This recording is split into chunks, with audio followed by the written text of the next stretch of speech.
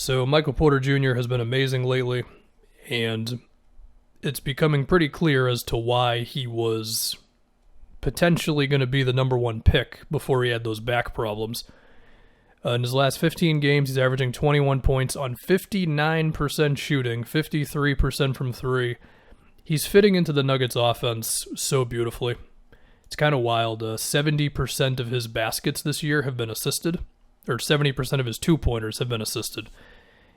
And as I say, he fits into the Nuggets offense. Well, it's because he does. I mean, there are times when he just jets in transition immediately after a stop or a turnover because he knows that Jokic or Murray or Barton or Gordon are going to get it to him immediately.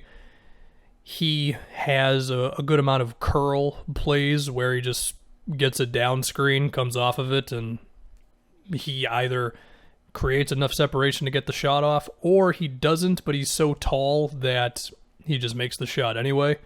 My favorite play that he's part of is when he and Jokic are on the elbows, and Jokic will have it, and then they pretty much have a choice where either he can get the handoff from Jokic, and then sometimes it leads into a Jokic-Porter pick and roll. Other times he just goes right to the rim off of it, or he just cuts to the basket and they don't do the handoff play at all. No matter which one they choose to do, it's pretty much always successful. He also has cut plays where he's starting from the corner, or sometimes he'll just be on the elbow on the opposite side of the floor.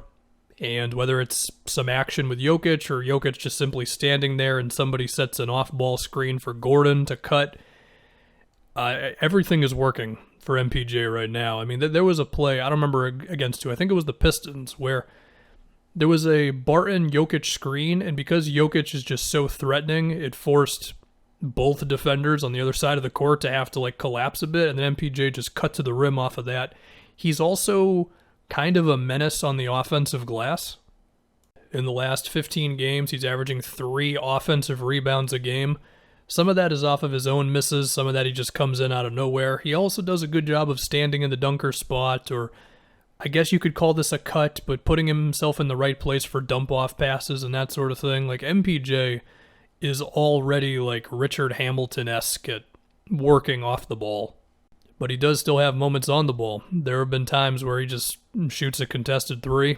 His percentages are great. He can beat guys off the bounce. He can play in the pick and roll. It's just he has the luxury of being on a team that he doesn't need to just create offense out of nothing all the time. And I mean, it's interesting because his extension is going to be this offseason, and now I kind of feel like he and his people are going to ask for a max, and Denver should probably just give it to him because given his ascension, pretty quick ascension at that, with Murray getting better and then Jokic being what he is, I think that's a championship trio. I mean, it's not ridiculous to believe that all 3 of these guys can be perennial all-stars. I mean, the 17 points a game inconsistent Jamal Murray, no, but Murray has been better. I know Jokic has been the main thing this year, and the Gordon trade has been kind of the attention lately, for good reason, because I think Gordon brings a lot of extra stuff that they needed. But Murray and Porter are just really taking jumps right now. I should say that I was wrong about how much it would take to get Gordon. I didn't think the Magic would get a first and a young player, but for Denver's sake, it was a fine price. It was effectively nothing, even if that pick is a little ways down the road.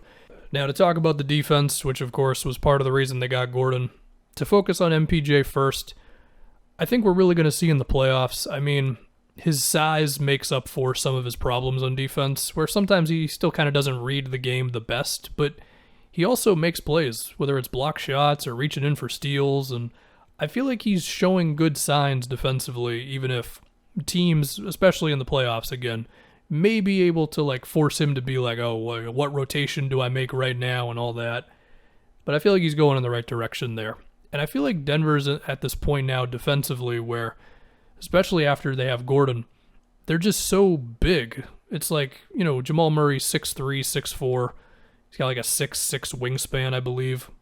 Jokic is huge, of course. MPJ is 6'10" with his long arms. Aaron Gordon's big.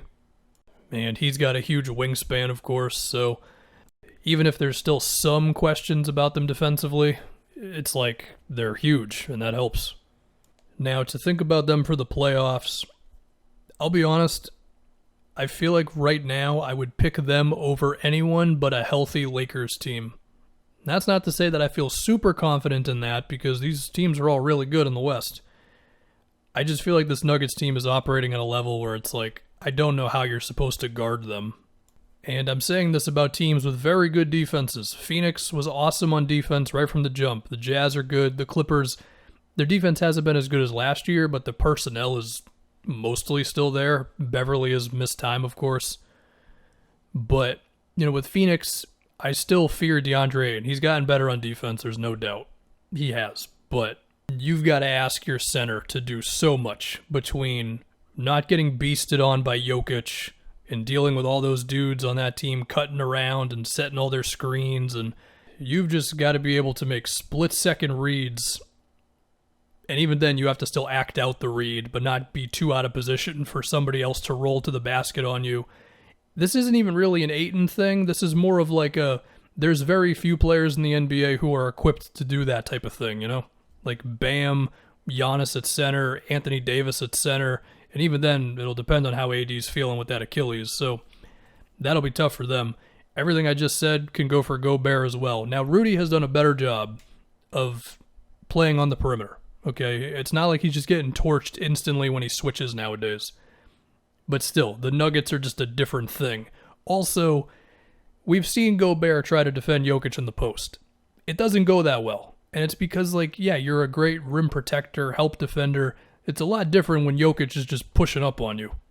And with the Clippers, it's kind of like, well, do I trust their team communication and all that nice stuff to deal with what the Nuggets have going on? Now, you can easily say, well, how are the Nuggets going to guard all these teams? That's a fair question. I'm not saying they're going to sweep all these guys or beat them in 5 games or whatever. A lot of these are going to go 6 or 7 games. I'm just saying, eventually, I just think it gets to the point where it's like, how the hell do you stop Jokic? And the answer, this version of Jokic, I don't know if there is one. This is all, of course, assuming that you're at least not getting torched by everything they do in transition, all of the off-ball action with Porter and Gordon and Murray, and just Murray pick and rolls and stuff. It's a tall order to defend these guys, and I really look forward to seeing how somebody does it in the playoffs. But to get this back to MPJ, he's that guy right now, man. And I'm imagining some teams, and definitely some fan bases, kicking themselves for just not rolling the dice a little bit. I know he had the injury stuff, but it's kind of like the guarantee of the guy you were drafting versus the potential of MPJ being this. I'm not saying that it was an easy decision at the time. I'm just saying, based on the way it's played out, well,